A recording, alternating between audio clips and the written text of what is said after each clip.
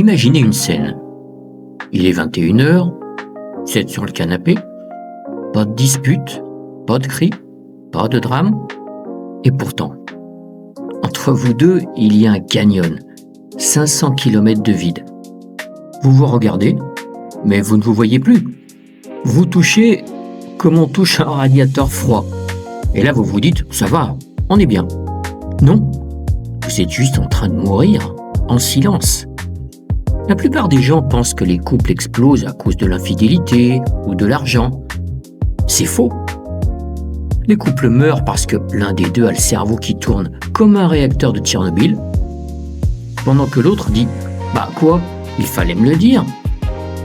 Aujourd'hui, on parle du tueur silencieux de l'intimité, la charge mentale. Pas la vaisselle, pas les courses, non. Le coup psychologique de devoir penser à tout le temps. Petite précision avant d'aller plus loin. Cette vidéo ne vise ni les hommes ni les femmes. Elle parle d'un mécanisme réel dans certains couples, la charge mentale et la répartition invisible des responsabilités. Ce n'est pas une accusation, c'est juste une prise de conscience.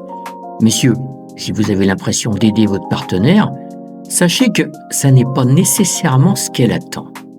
Et maintenant, reste bien jusqu'à la fin, parce que je vais te montrer pourquoi dire « dis-moi quoi faire, je t'aide » est en réalité une des phrases les plus destructrices dans un couple moderne. Oui, tu as bien entendu, une phrase qui paraît gentille peut en réalité créer un déséquilibre énorme.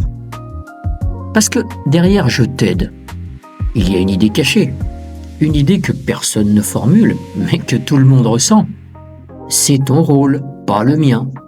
Et là, tout bascule. Parce que celui qui aide n'est jamais responsable en fait. Il attend, il exécute, il repart. Pendant que l'autre pense, anticipe, organise, supervise. L'un agit, l'autre porte. Et ça détruit ton couple sans faire de bruit. Tu veux une image simple ? C'est comme si tu devais organiser un déménagement. Trouver le camion, réserver la date, prévenir des amis, faire les cartons, penser à tout.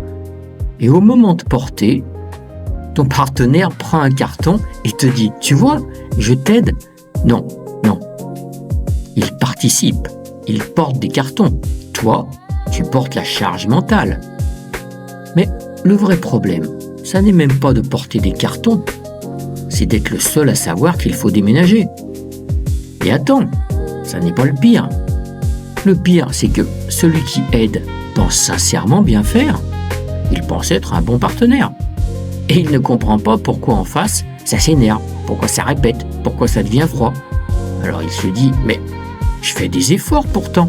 Oui, mais au mauvais endroit.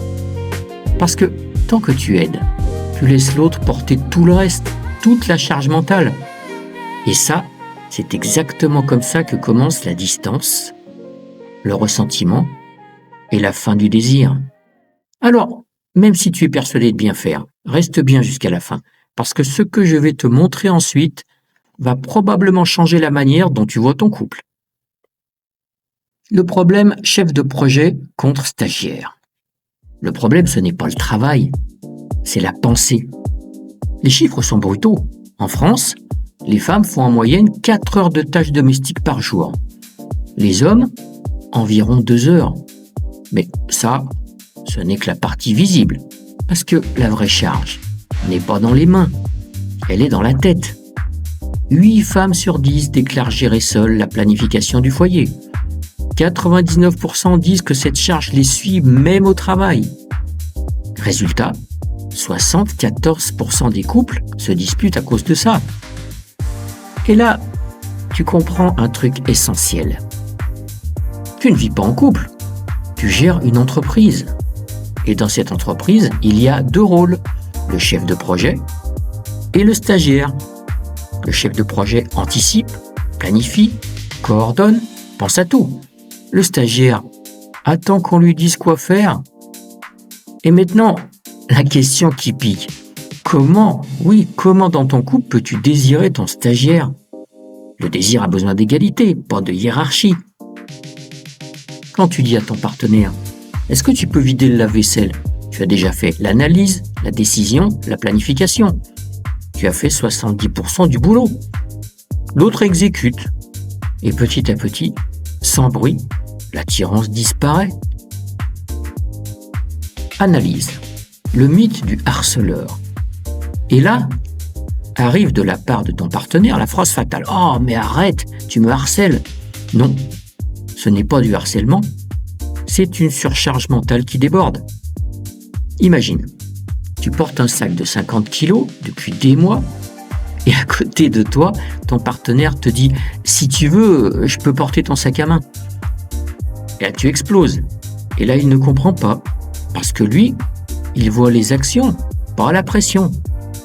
En psychologie, ça s'appelle le coût de l'anticipation constante. Vivre dans le futur, toujours. Résultat, hypervigilance, fatigue mentale, irritabilité et surtout ressentiment, même inconscient. Un ressentiment lent, silencieux, acide. Et ce ressentiment détruit tout. Communication, empathie, attirance. Des études récentes montrent une chute massive de la satisfaction relationnelle quand la charge mentale est déséquilibrée. Et là, il se passe un truc terrible. Au bout d'un moment, le partenaire épuisé ne crie plus. Il se retire. Moins de mots, moins de regards, moins de contact, jusqu'au jour où il n'y a plus rien. Et tu dis, mais je ne comprends pas. Si, maintenant que je t'ai expliqué, tu comprends. Pourquoi aider est une erreur? Et là, on arrive au point où beaucoup vont grincer des dents. Mais moi, j'aide dans mon couple. Non, tu exécutes. Et c'est là que tout bascule. As-tu entendu parler de la notion de CPE? CPE, c'est un acronyme pour conception, planification, exécution. Exemple simple, faire les courses. Conception, on doit manger cette semaine. Planification, vérifier les placards, prévoir les repas, faire la liste. Exécution, aller au magasin. Si tu fais juste les courses, tu as l'impression d'avoir bien fait.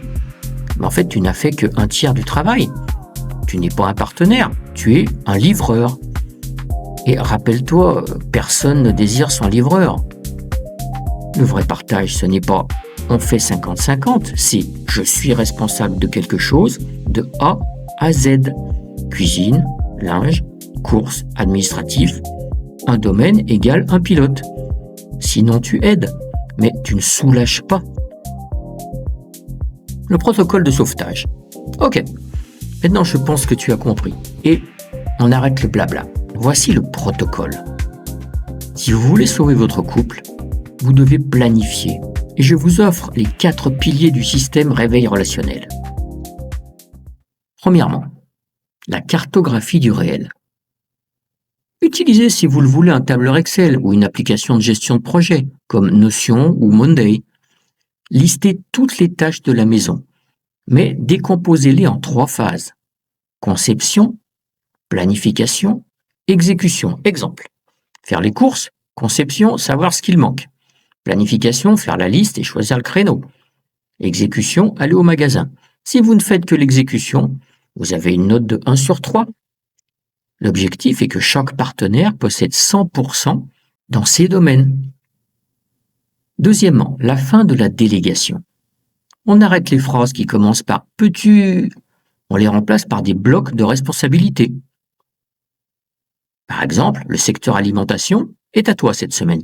Ça veut dire que si on n'a plus de sel, c'est ton problème, pas le mien. Je n'ai même pas à savoir qu'on n'a plus de sel. C'est ce qu'on appelle la libération d'espace disque. Troisièmement, le droit à la différence. C'est le test du lâcher-prise. Ici, c'est le message pour les managers. Si vous déléguez le secteur linge et que votre partenaire lave les serviettes avec les draps, ou qu'il ne les plie pas à votre façon, taisez-vous.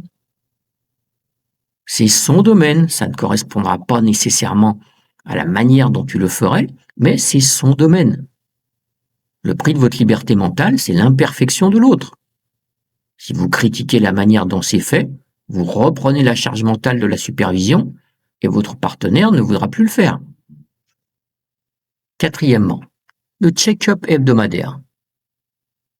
20 minutes. Pas d'émotion, que de la logistique. On programme à l'avance ce que chacun fera pendant la semaine.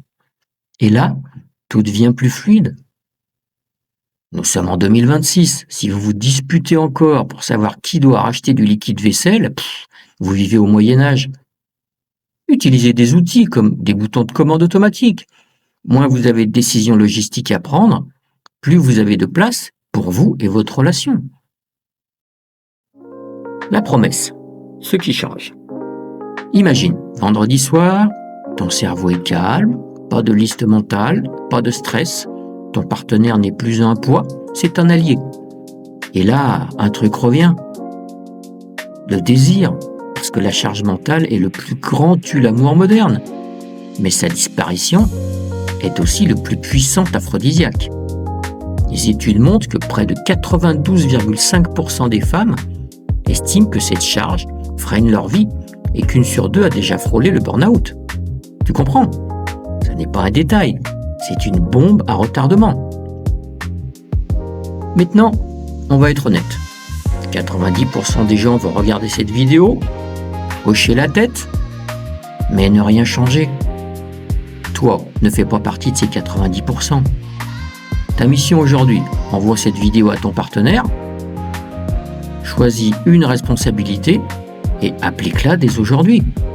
Et surtout, dis-moi en commentaire, quelle est la tâche invisible qui te rend fou ? Parce que oui, 90% des gens ne commandent jamais. Et pourtant, c'est là que tout se joue. C'est là que nous faisons grandir cette chaîne avec la communauté. Alors, abonne-toi si ça n'est pas encore fait. C'est gratuit. Et prends soin de toi et de ton couple. À bientôt.